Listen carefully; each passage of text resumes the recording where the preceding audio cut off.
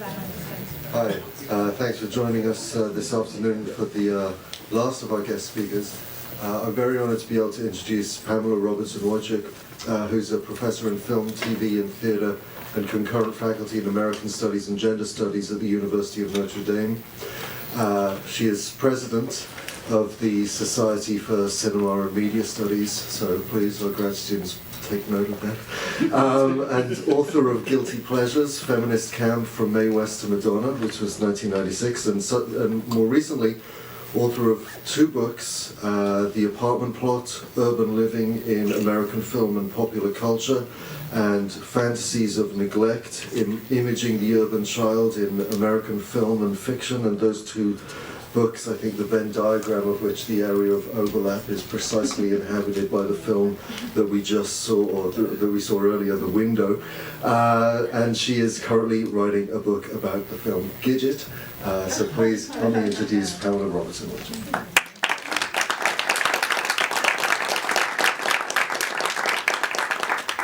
Hi. I want to thank Gordon Kitt for creating and supporting this wonderful annual event, Rob King for asking me to be a part of it, and Sohail Reza Yazdi for arranging the details.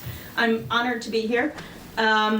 This year's festival, as you know, is dedicated to films based on Cornell Woolrich stories. So over the course of the last few days, we've seen the ways in which Woolrich's stories have been turned into a wide range of films that vary tremendously in terms of style, though all are, I will say, loosely film noir.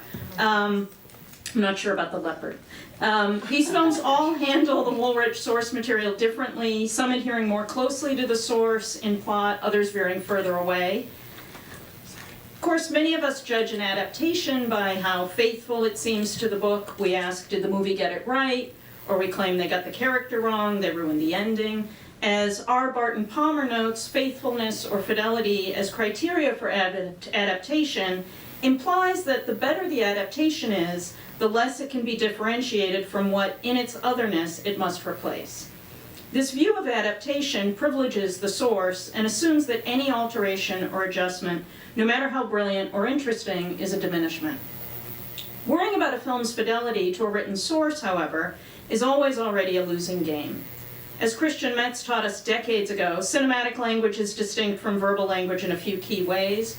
Verbal language is arbitrary. There is no reason that the letters W-I-N-D-O should signify an opening in the wall or roof of a building or vehicle that's fitted with glass or other transparent material in a frame to admit light or air and allow people to see out. Verbal language can be strictly denotative. The word window conveys the general idea of a window, not a specific one. It doesn't describe. It's not situated in culture or layered with meaning. Certainly, written texts can add connotation to a thing through descriptive language. But when Woolrich writes that Buddy took his pillow with him and climbed out the window onto the fire escape landing just outside, he doesn't stop to explain or describe what the pillow or the window or the fire escape looks like, or what sounds there are, or what the light is like. The action is more important than descriptive detail. And Woolrich, I'll say particularly, I think, relies on the absence of visuality often for sort of secret reveals at the end of the novels. In film, by contrast, one cannot choose to focus solely on denotation or action. Denotation and connotation are not separable.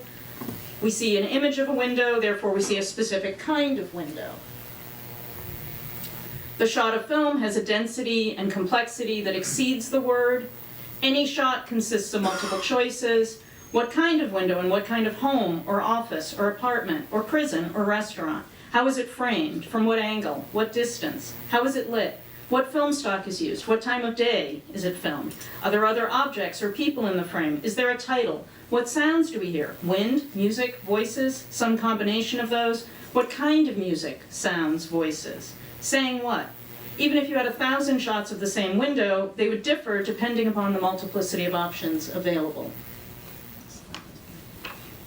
At the most basic level, then, any adaptation of written work into film is already, at a minimum, a narrowing, on the one hand, insofar as you've made specific and concrete the generalizable options available, moving from a window to this specific window, in this light, at this time of day, with this music, this color, etc.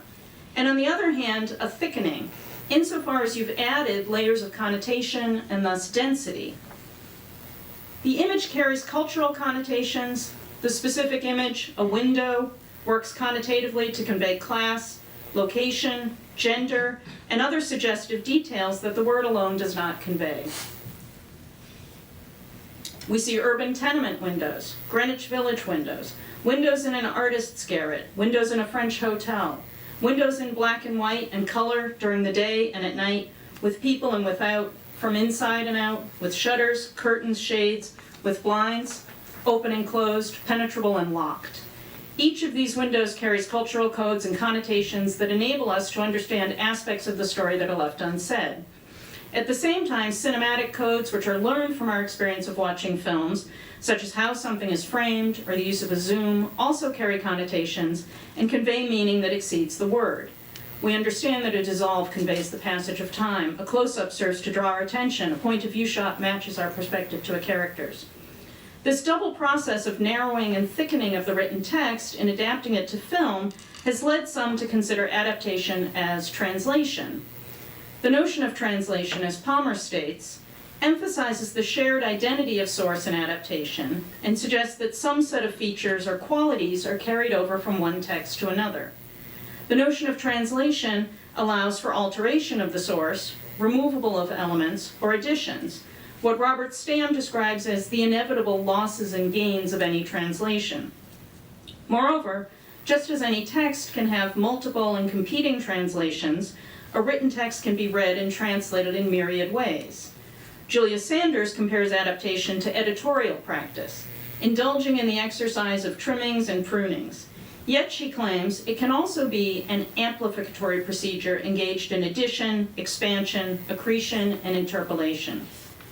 My point in underlining the simultaneous narrowing and thickening of the film adaptation, its additions and subtractions, and the way in which adaptation can be seen as critical analysis is to emphasize the ways in which even the most ostensibly faithful adaptation will be, as Timothy Corrigan notes, any combination of a version, a variation, an interpretation, a continuation, a transformation, an imitation, a pastiche, a parody, a forgery, a travesty, a reevaluation, a revision, and a rewriting. While translation gets at some sense of how film might offer an interpretation of a source, it does not fully capture the rapport between written and film texts or source and version. Translation assumes that the relation between texts is unidirectional, from source to adaptation. A different way of thinking about adaptation would be to think of the ways in which the various versions together comprise the text. Barbara Klinger considers transmedia versions in the aftermarket of films, screenings on TV, circulations on VHS, DVD or streaming, director's cuts or colorized versions, and we might include radio plays, and musicals of films. Rather than view these as either destroying the original, in the case, for example, of shortened versions, pan and scan edits, colorization, or dubbed or censored versions, or as producing a completely different text, in the case of radio dramatization or musical, she argues that we can think of all of these as adaptations. She views the film text as encompassing multiple versions, being a living thing that changes over time. And she argues that all these myriad adaptations allow a text to continue to exist over time via circulation and reception practices. This is adaptation in the Darwinian sense, in which some texts, such as It's a Wonderful Life, survive across time, and others do not. This understanding of the text foregrounds the inherent changeability of the film body, as it suggests the textual validity of the version, as well as its function as an appropriation, with potentially substantial effects on a film's meaning and cultural status. Crucially, these multiple versions not only alter the text's cultural status, making it canonical or long-lasting, but also impact its meaning, with versions reshaping our understanding of the original. Like Walt Whitman, the text contains multitudes and contradicts itself. Andre Bazin's essay on adaptation similarly reimagines the text as comprised of versions. In a discussion of Mice and Men, Bazin argues that where we have a novel, play, and film, we should not think of the novel as a static source out of which the play and film are made, but instead think of all versions as the work. The chronological precedence of one part over another, he argues, would not be an aesthetic criterion. Instead of thinking of a unidirectional transmit from source to adaptation, for Bazin, each version, no matter which came first, could be thought of as the refraction of one work in another creator's consciousness. Bazin's sense of adaptation as refraction contests what Palmer describes as the received notion of closed and self-sufficient works, their borders impermeable to influence, and opens the door to thinking about intertextuality, what Corrigan calls a prismatic environment of intersections. Stam considers adaptation as a kind of intertextual dialogism. Each version is in dialogue with the others, the dialogue extends in all directions, and the chronologically earlier works are altered, understood differently, changed in the way we receive them by later versions, and vice versa. Each speaks to, informs, and alters the other. To get a sense of how this might work, I'd like to compare adaptation to musical arrangement. As the musical reconceptualization of a previously composed work, arrangement may alter melody, tempo, meter, key, rhythm, harmony, counterpoint, timbre, and orchestration. Arrangement also involves adding compositional techniques such as new material for introductions, transitions, or endings. Thus, the song Night and Day is not only the notes and words written by Cole Porter in 1932. It's all of the more than 1,000 versions of the song, including jazz instrumentals by Charlie Parker, Art Tatum, and Django Reinhardt, and vocals by Fred Astaire, Lena Horne, Ella Fitzgerald, and of course Frank Sinatra. Listening to 3 Sinatra versions illuminates the importance of the arrangement. First, we have his recording with Axel Stordahl at Columbia Records. In the Stordahl version, Sinatra is still working within the 1940s crooner mode that drove the Bobby Soxers mad. The song is an intimate communication, sweet and romantic, with Stordahl's trademark emphasis on strings and understated rhythms.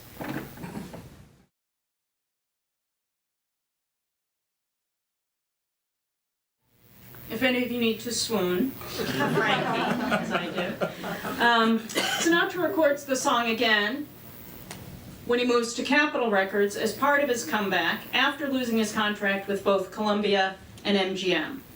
The comeback offers a more mature Sinatra and a more sophisticated, confident, masculine, sexy sound that helps him gain an adult male audience.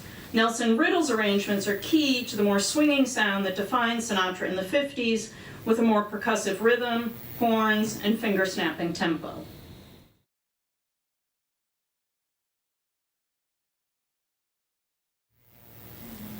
By the 1960s, Sinatra is in control of his career with his own label Reprise and a willingness to experiment. In 1962, Don Costa's arrangement uses strings to very different effect from Stordahl, creating an almost menacing delivery of the often ignored opening verse and a slow, throbbing build. It's unconventional and experimental.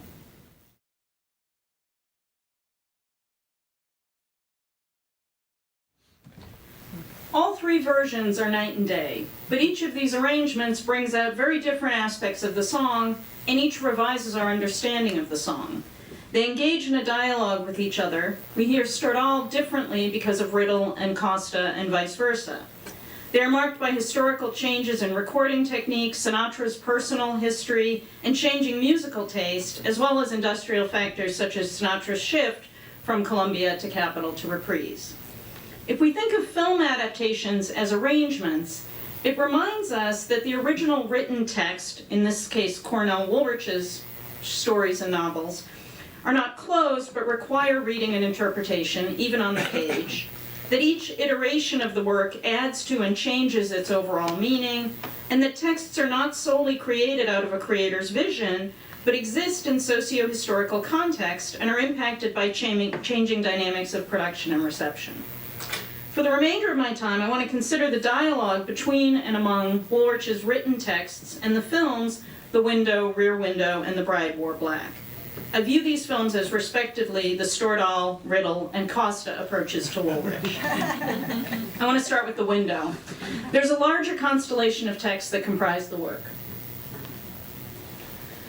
Just the history of the written text points to the difficulty of determining what counts as the source and suggests how the written text shifts over time, even changing its title back and forth repeatedly so that it begins as The Boy Cried Murder, becomes Fire Escape, becomes The Boy Cried Murder, Fire Escape. It keeps jumping around. Being situated for different readers and different reception practices, in mystery magazines, under different author names. Woolrich famously changes his name often to William Irish. In books aimed alternately at William Irish fans, Cornell Woolrich fans, film fans, and children. The various film versions, set variously in New York, Yugoslavia, Malta, and Texas, each work different aspects of the material in wildly different styles and contexts and for different global audiences. For the purposes of simplicity and to fit within the scope of the festival, I will only consider Fire Escape from Dead Man Blues and the 1949 film scripted by Mel Donnelly, described by Richard Corliss as one of the most modest and satisfying Woolrich adaptations. In my analogy with musical arrangement, this is the Stordahl arrangement. It sweetens the tale.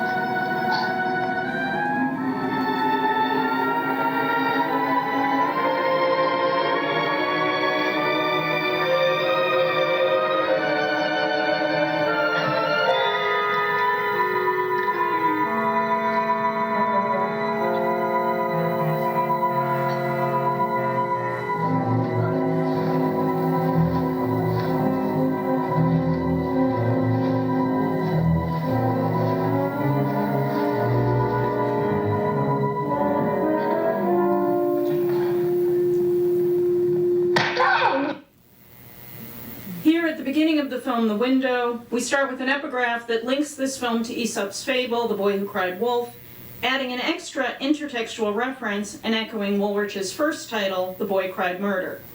The establishing shot of the city dissolves into a specific neighborhood, East Harlem on 105th and 106th Streets near 3rd Ave. In its location shooting, the film operates within the conventions of social realism, and producer Frederick Ullman came out of the newsreel division before this, his first theatrical feature. We see boys playing in the street, accompanied by lively, non-diegetic music, a mini-city symphony. We're located in a working-class urban space, which we understand from the kinds of buildings, the kids running in the street, and the mom-and-pop stores we see. We pan across and tilt up a boarded-up tenement building, which marks the neighborhood as one undergoing a transformation, possibly deterioration or gentrification. An optical dissolve takes us inside as the non-diegetic music by Roy Webb changes key to become much more ominous and somber. The omniscient camera leads us to a boy who's seemingly wounded and in trouble. Director Ted Tetzlaff, who worked as a cinematographer on Hitchcock's Notorious, brings a similar sense of claustrophobia and domestic menace to this film. As the scene continues, we discover that the boy is playing a gangster game with friends, and we realize that the film has deliberately deceived us, given us signals and codes to read the scene as one of danger, then shown them to be false. This in effect preps us for the theme of lying, and at the same time foreshadows the danger that will later befall this very boy in this very building, precisely because he will be taken to be a liar. This is the beginning of the story. We can put this opening in dialogue with the short story. The plot of Woolrich's story, Fire Escape, begins with the main character, Buddy, renamed Tommy in the film, trying to sleep on a hot summer night. The scene of play from the film does not exist. However, the story does quickly establish the boy's propensity for lying and provides a sense of Buddy's feelings. Where the film serves as a cautionary tale, both highlighting the fable of the boy who cried wolf and teaching us about how deceptive images can be, the story makes us see how important Buddy's imaginative life is and how misunderstood. As a translation of what Woolrich wrote into film language, the opening of the film The Window can be seen as a kind of rewriting, shifting perspective, adding a moral, giving us a wholly external view of the boy rather than the sense of his interiority provided in the written text. Rather than fully shaped by what Bazin calls the creator's consciousness, the window needs to be understood within generic conventions, which provide additional intertextual refraction. In this festival, its noir elements are highlighted, but the film is a hybrid.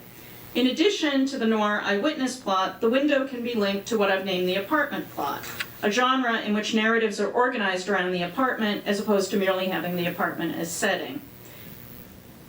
The apartment plot includes scores of mid-century films such as Rosemary's Baby, Wait Until Dark, Pillow Talk, and of course Rear Window as well as The Window. As in The Window, many apartment plots begin with an omniscient narrator laying out a larger urban space before eventually entering one space marked as a microcosm of the city. Consider, for instance, the opening of Rosemary's Baby, in which the camera slowly pans the Upper West Side in an aerial shot, arriving at the rooftop of the Dakota on West 72nd Street before moving down to the entranceway where Mia Farrow and John Cassavetes will meet their new landlord. Just as many apartment films begin with aerial shots or other mechanisms that emphasize the apartment's link to the larger city, many apartment films similar to The Window and also Rear Window begin with an image of a window or enter the narrative through a window. The credits for the apartment, for instance, focus on the nighttime exterior of a brownstone, our attention focused on the light in one apartment window. Seeing The Window, the film, as an apartment plot underscores that the boy's witnessing of the murder hinges on his proximity to his neighbors, and that their neighborly familiarity with him and his parents mask their deeds and give them access to him. It makes us see the porousness and permeability that typify apartment living and exposes the tension between privacy and publicness, contact and entanglement, and encounter and risk that navigating urban space requires. The Window also refracts child-centered urban films, such as dead-end kid films set in the Lower East Side or The Little Fugitive set in Brooklyn. These films are set in poor or working-class white ethnic neighborhoods and show kids playing and moving freely through city streets as Tommy and his friends do. The contradictions of modernity are played out through the figure of the child in these films by balancing on the one hand a kind of social miserableism or a woeful sociological gaze, and on the other a sense of mobility, spatial freedom, and play. While showing kids as subject to social forces and as figures of neglect, these texts also show kids as independent, resourceful, and playful, able to navigate urban life with amazing pluck and skill. And those are images from The Window on that side, and these are The Little Fugitive, the top two, and then the dead-end kids. These generic affiliations remind us that the refraction that occurs across the work includes intertextual dialogue not only with other texts explicitly linked to the written source, but also other genres and styles. Each of these informs our reading of both The Window and Fire Escape, linking them to broader imaginings of domestic urbanism and childhood. The latter is especially interesting as the adaptation both foregrounds and softens the image of the parents. In Fire Escape, this is the Woolrich story, Buddy is hit repeatedly by his father. Because the story is focalized through Buddy's point of view, we hear how marginal he's made to feel as a child. On the street with the murderers, trying to catch the attention of two passers-by, Buddy realizes that, quote, grown-ups gave each other the benefit of the doubt sooner than they would give it to a kid. When he screams to attract a policeman, he realizes, quote, a kid's cry for help, that wasn't the same as a grown-up's cry for help. That wasn't as immediate, as crucial. Ignored by all the grown-ups, Buddy finally gets last-minute help from the detective, who belatedly decides to investigate the child's story and catches up with the killers just as Buddy is trapped in the falling-down tenement.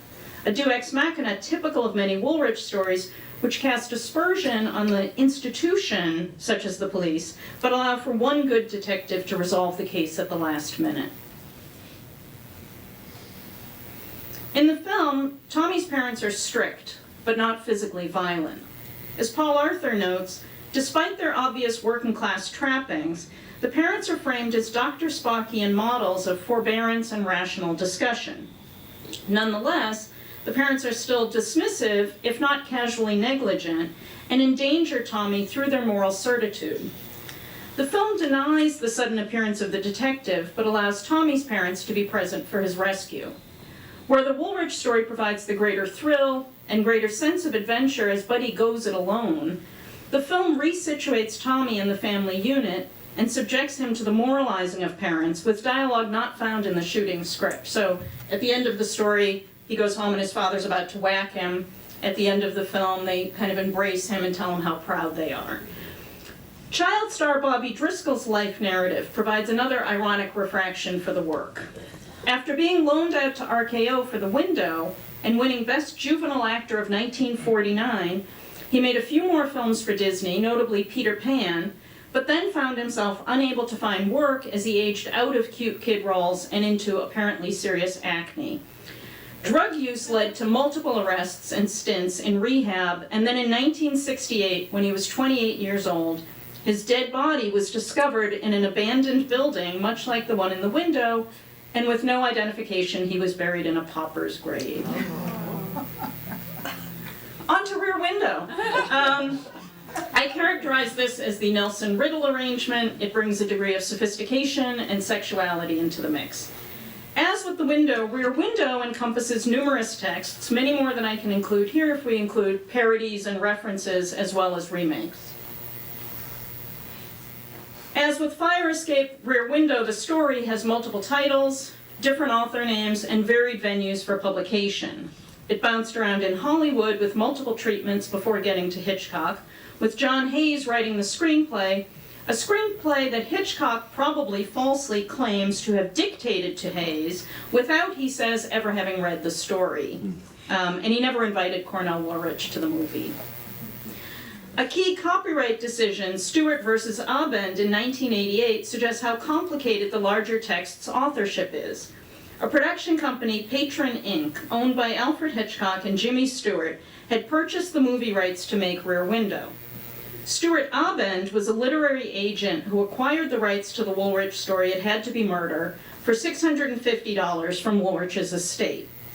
Woolrich had not renewed Patron's rights to the movie before he died, and they expired. The decision, written by Sandra Day O'Connor, argued that the copyright of the source trumped the copyright to the derivative work, the film. However, in awarding damages and royalties to Abend, Judge Pragerson in the Court of Appeals refused to impose an injunction on the film, and he argued that the film resulted from the collaborative efforts of many people other than Cornell Woolrich, including its stars, director, and screenwriter, and he said the success of the movie resulted in large part from factors completely unrelated to the underlying story. At the same time, Pragerson brilliantly pointed to the impossibility of sorting source from adaptation by differentiating quotation from adaptation and arguing that it would be impossible for the owners of the film Rear Window to simply separate out the new matter in the derivative work. When we consider the film Rear Window, we can see how the new matter and source are intertwined. As with The Window, the opening not only translates words into images, providing density and connotation, but also shifts our perspective. So this is the opening of the story. In Woolrich's novella, we have a first-person narration that describes someone watching his neighbors out his rear window, which David Bordwell characterizes as astonishingly abstract depictions of the protagonist's views. At the start of the story, we do not know why the narrator is stuck at home watching his neighbors, but he tells us that his movements were strictly limited just around this time. And he explains that while it may seem he's a peeping Tom, he watches out of boredom. The first shot of Rear Window, following the credits that run over the image of the window with the blinds raising, shows us the rear window dwellers that the narrator describes, and gives us a sense of the narrator's view from his window.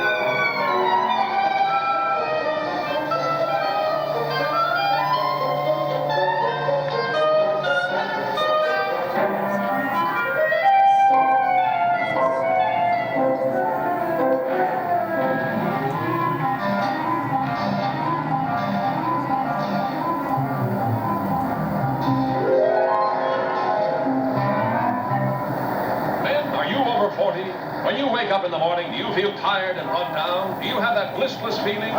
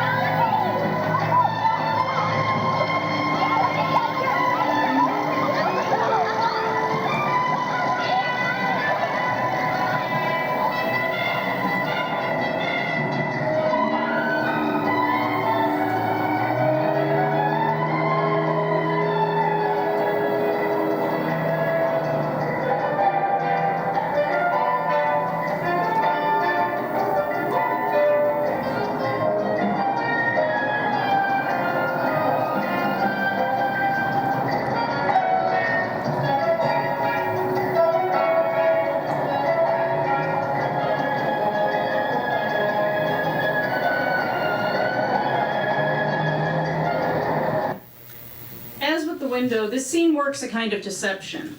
The scene gestures toward the film's theme of voyeurism insofar as it establishes a view, showing us the courtyard Jeff will observe throughout the film in a circular pan. But it doesn't identify the look of the camera with that of any character. Instead, the film resolutely underlines both Jeff's incapacity to see as he is sleeping and turned away from the window, and the omniscience of the narration in the itinerant camera.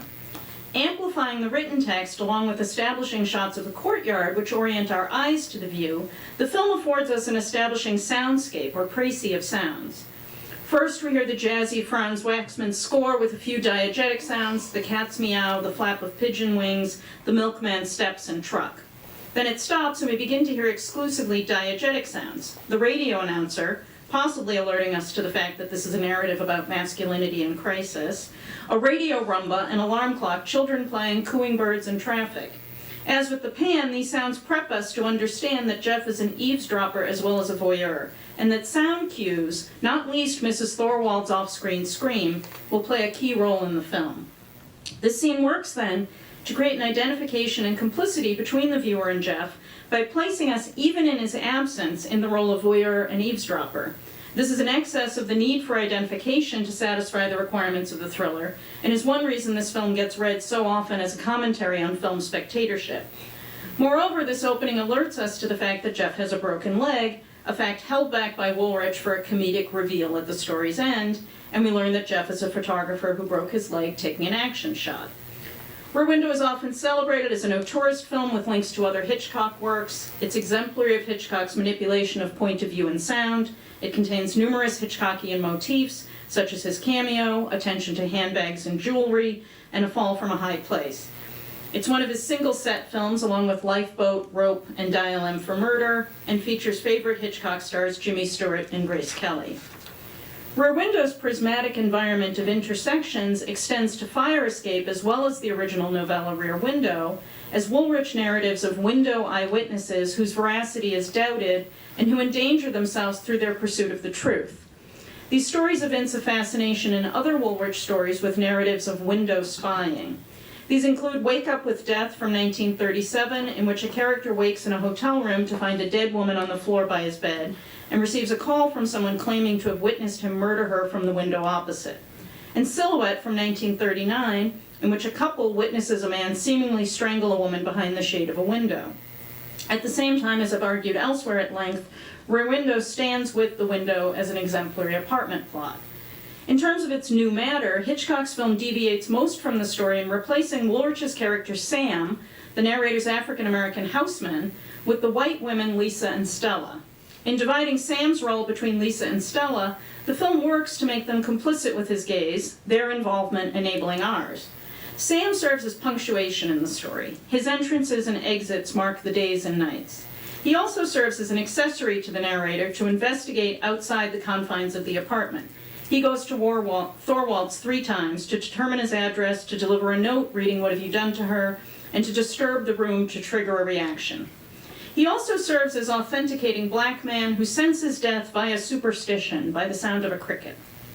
Further, the racially charged homosocial relationship between Sam and the narrator underscores a queer erotics in the story.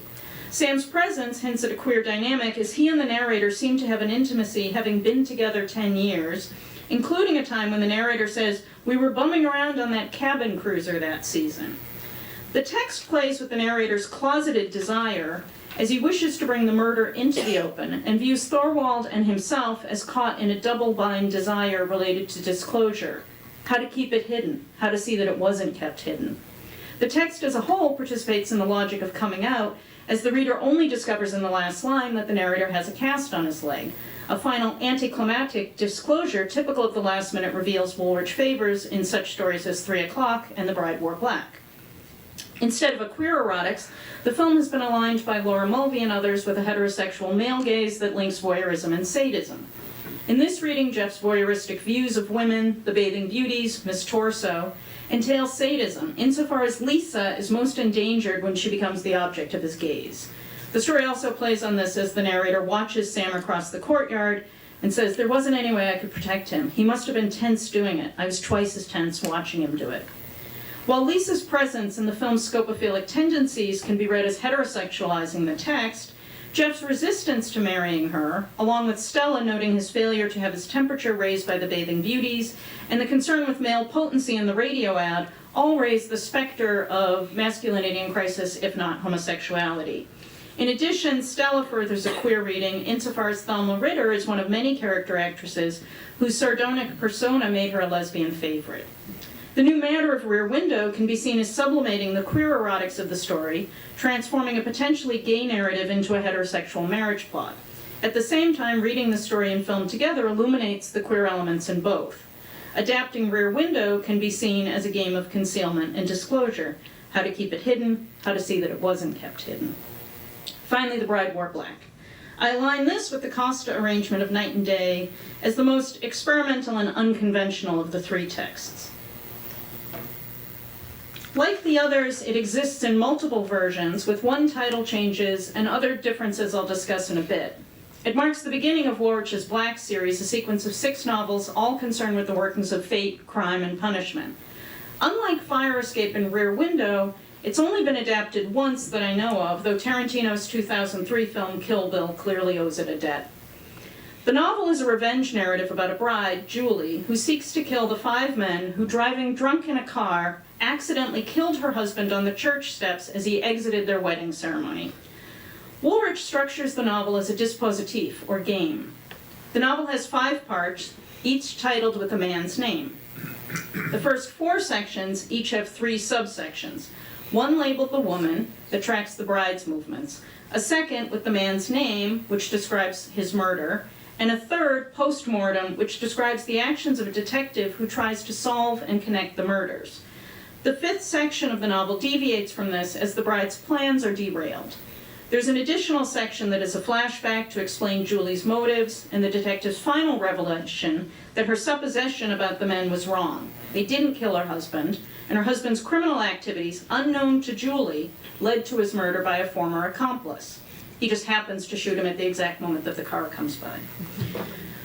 Francois Truffaut claims to have read the novel when he was 13, quote, "in secret when I was alone in the house because my mother had told me it was terrifying." And he's said to have received gifts of various série noir novels, possibly including Woolrich, from Jean Genet when he was 18. He secured rights to the novel as a vehicle for Jean Moreau, who was suffering the effects of a breakup. Truffaut moves the narrative to France and significantly alters the story by eliminating the detective's pursuit and point of view, having Julie's supposition about the men be correct, the ones she thinks killed him, and omitting the husband's culpability and criminality.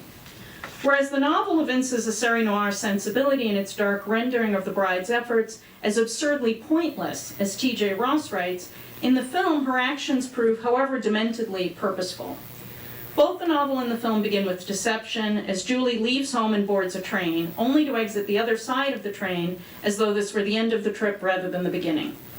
Both also depend upon the woman's ability to deceive men, as she engages in various female masquerades, becoming the ideal woman for each of the men who are themselves representative of different types. The timid, the audacious, the collectors of women, the romantics. Those are Truffaut's terms for them. Female masquerade recurs across Woolrich's work, as in Phantom Lady, where Scott Henderson's devoted secretary masquerades as a variety of female types to investigate and ensnare men who may free her boss from murder charges.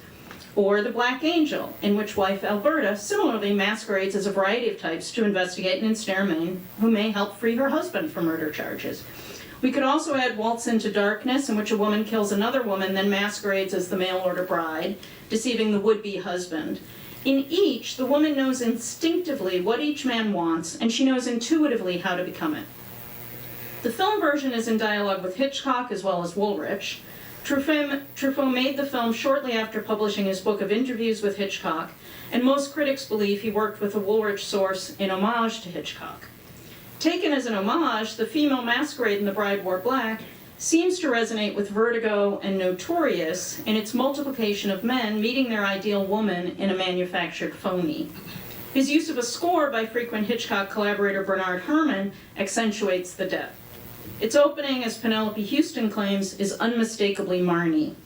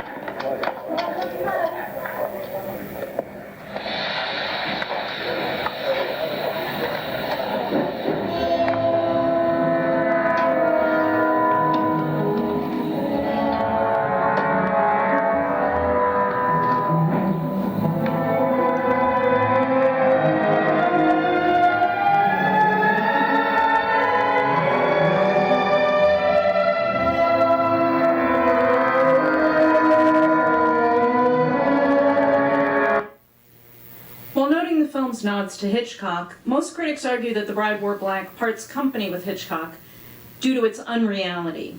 Moreau, according to Houston, is an enigma, an illusion, an elegant black and white fantasy in a technicolor landscape, who, she says, compels a measure of admiring disbelief, which makes Kim Novak in Vertigo look like the heroine of a documentary. Truffaut links the unreality of the film to fairy tales and proposes that its once-upon-a-time feel is evoked through simplification and visual stylization. He also suggests that the music in the film draws the film toward opera. In addition to having the Herrmann score that creates melodrama, the film is structured musically. It depends on repetition and variations, as we return over and over to the scene of the original crime, seen from different angles. Additionally, the film has an audio-visual musical motif. Before murdering Bliss, Julie plays a 45 of Vivaldi's Mandolin Concerto in C major. Then she brings the record to Coral's apartment and dances to it while he dies from drinking poison. While suffocating Moran, a flashback shows the record as part of the mise en scène when she and her husband play as young children, and intercuts this with the scene of his murder, marking the record as both a fetish and a memento mori. The record is an invention on the part of the filmmakers. However, this musicality has its origins in the written text. The novel has its own intertextual references in epigraphs that open each section. In some editions of The Bride Wore Black, the epigraphs are all literary: Poe, Spenser, and Maupassant. However, the earliest editions, and some later ones, feature epigraphs from songs. The first 1945 paperback edition eliminates the songs. Then the retitled 1953 version removes all epigraphs. The differences may be the result of copyright issues, or may be an example of Woolrich tinkering with the story even after publication. I've not been able to determine this.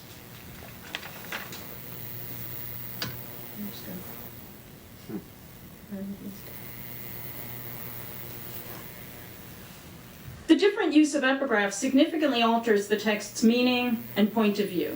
The literary epigraph for the section devoted to bliss, for example, begins with an epigraph from Maupassant, quote, "For to kill is the great law set by nature in the heart of existence. There is nothing more beautiful and honorable than killing." In the song version, it opens with the 1934 Rodgers and Hart song, Blue Moon. Blue moon, you saw me standing alone, without a dream in my heart, without a love of my own. Blue moon, you knew just what I was there for. Where the former casts the bride's actions as a beautiful, murderous vengeance, the song emphasizes her sorrow and loneliness. The literary epigraph for the Moran chapter seems to capture the victim's feelings in a quote from Spenser. Quote, "With his last breath, it becomes the same thing as though he never lived."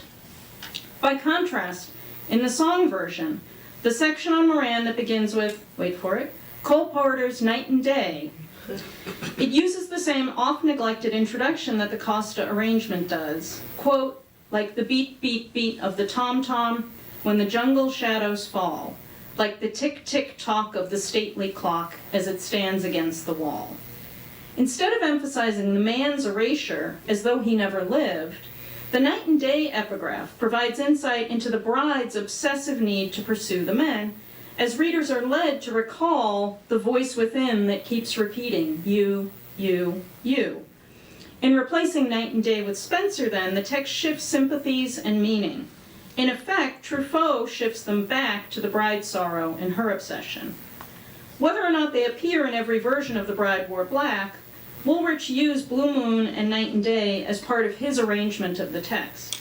His use functions as a kind of arrangement of the songs. Woolrich's use of these songs contributes to the overall work of The Bride Wore Black and is in dialogue with Truffaut's musical choices. In some way, Woolrich's use of Night and Day, in particular, is now refracted through the Stordahl, Riddle, and Costa arrangements of Sinatra. Each of these three films reconceptualizes the Woolrich text. They bring new dimensions and rhythms, new introductions, transitions, and endings. They change the tone and shift point of view and sympathy.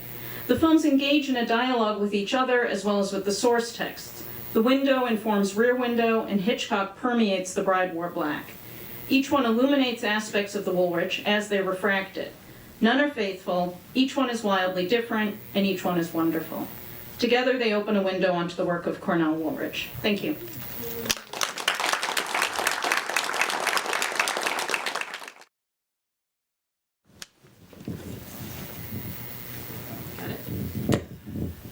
Not yet. There.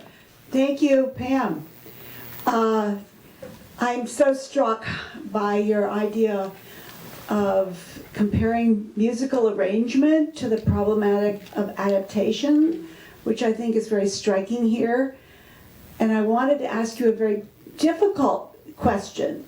Here we are in New York, where we have all kinds of culture goers deferring to original texts, most literary, idealizing original texts, and you present what in our field is extremely important, the theory of reciprocity, that we work very hard on getting across to audiences And here I'm thinking this is so useful because Cole Porter doesn't stand in the relation to all of the adaptations as a literary author would, or even Hitchcock, who we refer to. So my hard question is, how do we translate? I completely get what you're doing here, and it's so important.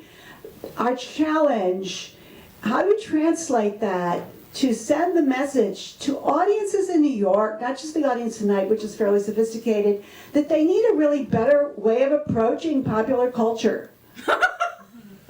I will solve that problem. I think we keep talking about these things, and we talk about them and we show them. I mean, with something like adaptation, you know, it's completely uninteresting to talk about what something got right and wrong, right?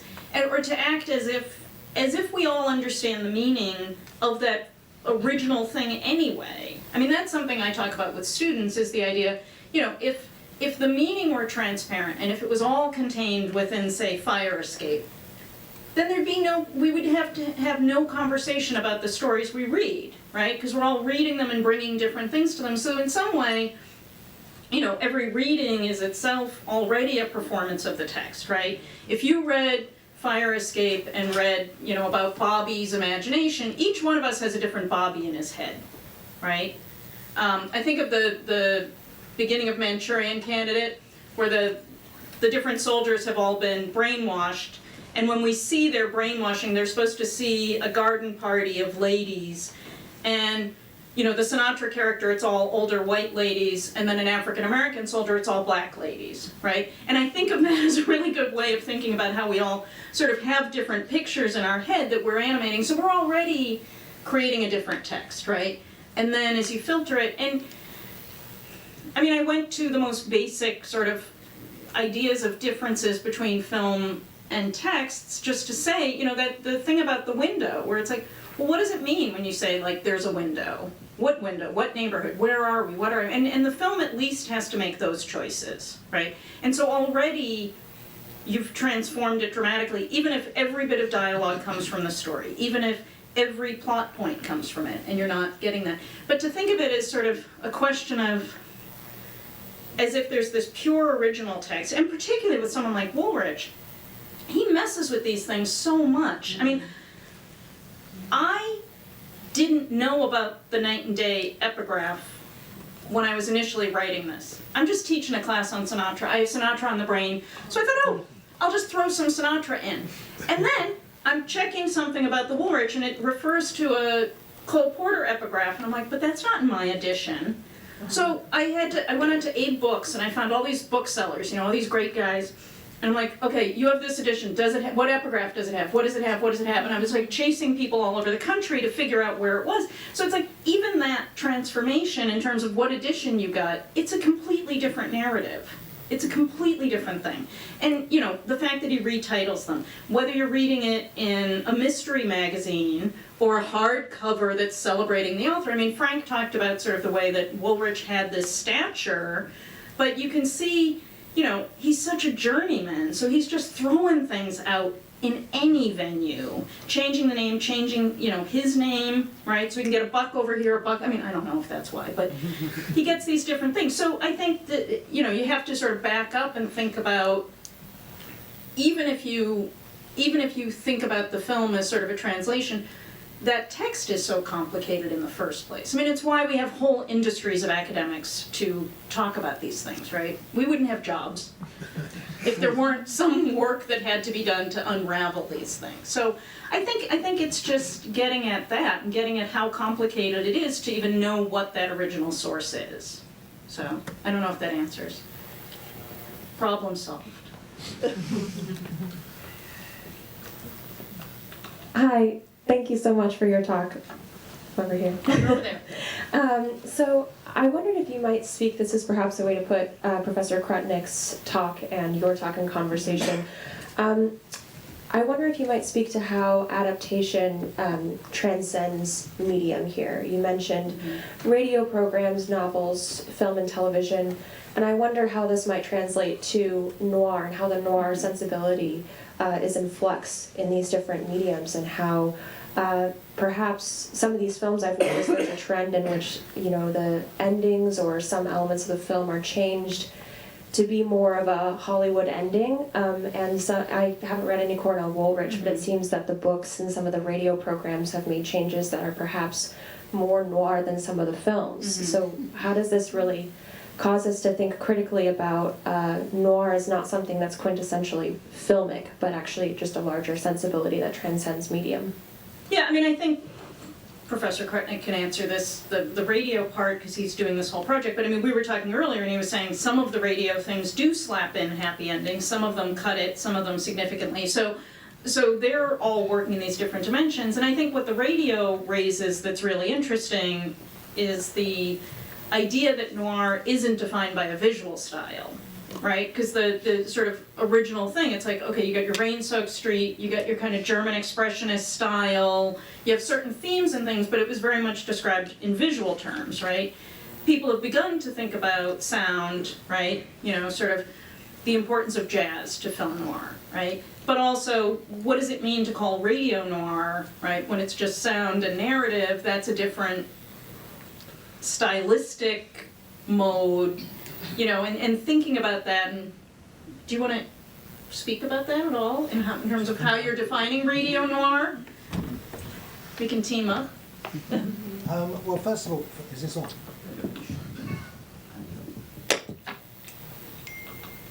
Hello.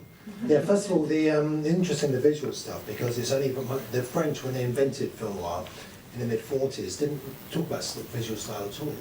This is an importation into our concept of noir much later on. But yeah, I did a study of Laura a few years ago, looking at the various radio adaptations, and I think there was about 6 different versions of Laura on radio, and they're so different, and they're so different from the film as well. And it makes you realise that audiences played a kind of game with the story. They weren't expecting every radio adaptation to do the film. Yeah.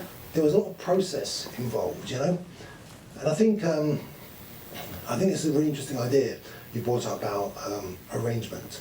And I think audiences are very keen on rearranging the text in their own reception of the film, or how they translate the film into their audio impression of the movie. Yeah. So I think it's really fascinating. It opens lots of windows onto how we can think about textual pleasures. Yeah. Well, and you can think of it, one of the ways people talk about genre, right, is, let's say, the musical or film noir. There's certain expectations that we have, right, so that if you say to me, like, let's go see this film, it's film noir, and then it turns out to be a slapstick comedy, I'm going to be upset, right?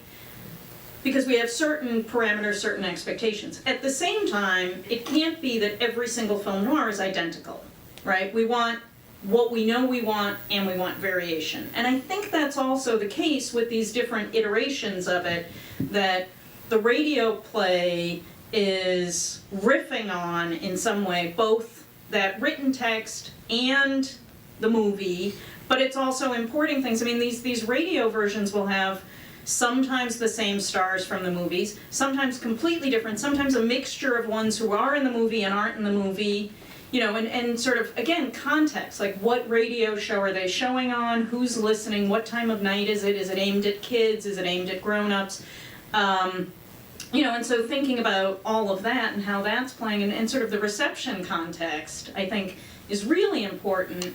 And, the radio plays at the same time.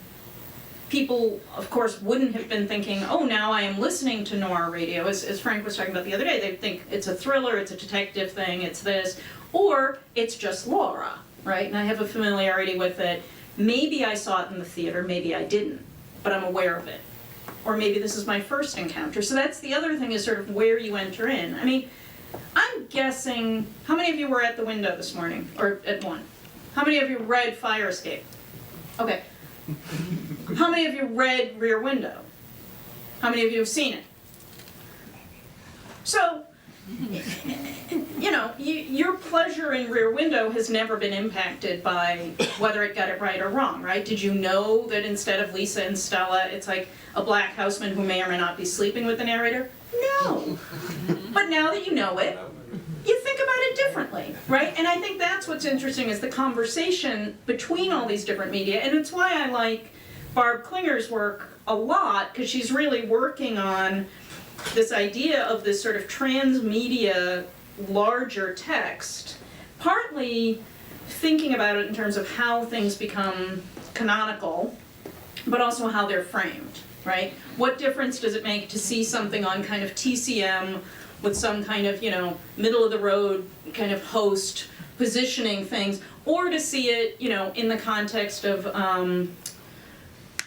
I don't know if Svengoolie extends outside Chicago, but Svengoolie where, he wears this crazy makeup and it's sort of mystery science theater and he's interrupting it, or to see it in kind of Fractured Flickers or something, you know what I mean? So that all of those different modes of sort of presenting it modify it in some way. And you have to think about all of it. So I don't know if that answers, but do we have time? Just one more point about, am I on? You're off now. Okay. Just a small point about, obviously noir is a post-constructed category, so audiences at the time never thought about these things as noir. Right. We look at those films now and we think, oh yes, these are noir, and we look for connections between films. So again, that shows this kind of like rearrangement process is taking place. Yeah, by virtue of naming the genre. And that's the same, if other people use the term apartment plot. But, I now can't see tons of movies without thinking, oh yeah, it's another apartment plot, right? And so it's transformed those things to me, and it makes me think of Rear Window and the film Pillow Talk as having affinities that I wouldn't otherwise have seen. So I think all of those kind of, the historicity of how we think about these things is important too, and transforms them. Is that it? That's it. All right, Please. thanks.